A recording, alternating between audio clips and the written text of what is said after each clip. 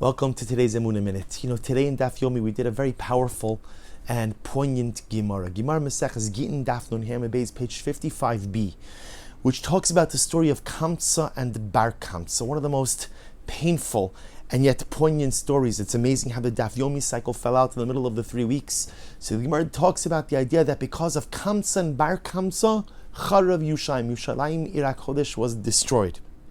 What's the story of Kamtza and Bar Kamtza? So the Gemara tells us that Hu Gavra Dirach Me Kamtza Bal Debavi Bar Kamtza. There was a guy, and he had a friend ultimately by the name of Kamtza, and an enemy by the name of Bar Kamtza. The unnamed balabas, the unnamed guy, was making a party, and he sent his attendant to go ahead and invite his friend Kamtza, but the attendant made a mistake, and instead he invited Bar Kamtza. And we know the story. The balabas shows up at his party, and who does he see sitting there? He sees Bar Kamtza. He says, "Get out." Bar Kamtza says, "Come on, just let me stay, and I'll pay you for whatever I eat and drink." Balabas won't hear of it. "Get out." Bar Kamtza says, "Okay, you know what? I'll pay you for half of the party." Balabas still says, "Get out." Finally, Bar Kamtza, so humiliated, so embarrassed, says, "I'll pay you for the entire party. I'll pay you, pick up the entire bill. Just let me stay." But so filled with anger and animosity and rage towards Bar Kamtza was this balabas. The balabas says, "Get out." It literally picks him up by the collar, throws him out. And we know the rest of the tragic story. Bar Kamtza says, "This was terrible. How could somebody mistreat another Jew like this?" And furthermore, it was compounded by the fact that the leading rabbis of the generation were in attendance at this party, yet they saw the humiliation, the pain of Bar Kamtza, and did absolutely nothing. Bar Kamtza goes on the warpath, essentially tells the Caesar that the Jews have rebelled against him, and it starts a series of events which ultimately result in the destruction of Yerushalayim, the destruction of the Beis HaMikdash, and a catastrophic loss of Jewish life. And what's incredible about the story, there are so many lessons in the story, but what's really fascinating is the Gemara lays the blame at the feet of Bar Kamtza. Right, Bar Kamtza. But yet what's interesting is the balabas, the guy who was having the party, the guy who publicly shamed and humiliated Bar Kamtza, his identity is obscured. Right? We don't know who he is. We don't know about him.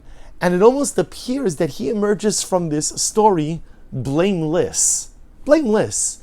Shouldn't we really place the blame for the Churban, for the destruction of the Beis HaMikdash, at the feet of the guy throwing the party?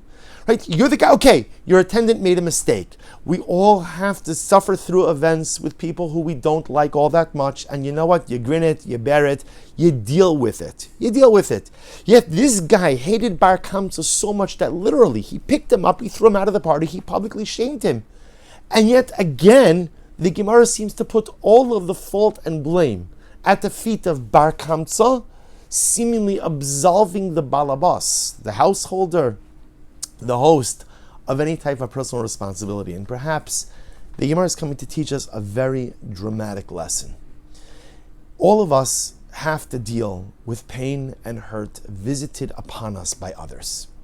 It is the nature of the human condition that at some point in life, you're going to be humiliated, you're going to be embarrassed, you're going to be disparaged, and you're going to be mistreated by another individual. But yet, the true nature or the true litmus test of our spiritual mettle is, how do you deal with that? How do you respond? You see, the fact that the balabas, that the host mistreated Bar Kamtza, that happens in life. Okay, was it egregious? Absolutely. Was it inappropriate? Absolutely. But being mistreated by another human being does not give you the license to in turn mistreat others. Being the aggrieved party, being the mistreated party, does not give you a license then to dump on others. Just because you've been hurt, you cannot in return hurt other people. We feel bad for Bar Kamtza. When you read this story, it is clear that Bar Kamtza suffered. The humiliation was probably indescribable. The embarrassment absolutely overwhelmed. But Bar Kamtza, now you have to learn how to deal with it as a mature and rational human being. We all suffer through things in life, but that doesn't give you a license to pay it forward and then hurt someone else. You see, the balabas, I think, is left ambiguous, is left identityless, right? We don't know who he is. Because at the end of the day, as much as he did something wrong, stuff like that happens in life. The shaila really was, Bar Kamtza, how are you going to handle adversity? Bar Kamtza, now that you've been mistreated, Bar Kamtza, you've been mishandled, now what are you going to do? And unfortunately, Bar Kamtza makes a terrible error. Bar Kamtza takes the pain that he suffered at the hands of the Balabas, and he decides to pay it forward to Klal Yisrael. That's the tragedy of the Churban. That's the tragedy of this story. And what a profound lesson for us. You know, we teach this to our children, right? Our children, we send our children off to school or other social situations, and we know that they're probably going to deal with more aggressive kids. And what do we try to teach our children? Hopefully, what do we teach our children? That when someone engages with you with inappropriate behavior, someone mistreats you, de-escalate. De-escalate. Don't escalate things to a new level. Don't go ahead and ratchet it up. Don't, if somebody mistreats you, you mistreat them. Of course, you have to defend yourself. Of course, you have to defend yourself. But don't respond in kind. And yet it feels like as adults, we sometimes lose touch a little bit with this lesson. Yes, we're going to be mistreated in life. That's the way it works. That's the nature of the human condition. You're going to have people who talk not nicely to you. You're going to probably have people who mistreat you. You're probably going to have people even take advantage of you. But at the end of the day, don't respond in kind. At the end of the day, take the high road. You've been mistreated by someone, walk away. Learn from that how not to treat others. But don't go ahead and respond in kind, because when you respond in kind, it just sets off a cycle of negativity that often creates realities that spiral out of control.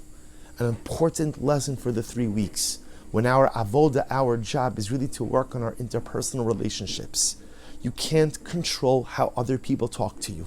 You can't control how other people treat you, but you can absolutely control how you respond. The tragedy of the story of Bar Kamtza is Bar Kamtza should have left that party, yes, humiliated, degraded, and feeling terrible. But then he should have collected himself and realized that, you know what? I'm going to be better. I'm going to be bigger. I know what it's like to be mistreated, and I'm not going to visit that upon anyone else. I'm going to take all of these feelings of hurt, all of these feelings in pain, and use them to inform and shape how I am going to treat others going forward. But alas, Bar Kamtza didn't do that. Instead, he took his pain and he said, whatever you did to me, I'm going to give it back to you tenfold. And because of that, we are here today without a Beis HaMikdash. We are here today in diaspora. We are here today still suffering from the effects of Bar Kamtza's decision. May we be Zocheh Amirat Hashem to learn from the mistake of Bar Kamtza and to do better in our interpersonal relationships. When we get hurt, which inevitably we will, take the high road. Don't give it back. Learn from the hurt of the interaction and pledge to be better going forward. Wishing everyone a wonderful day.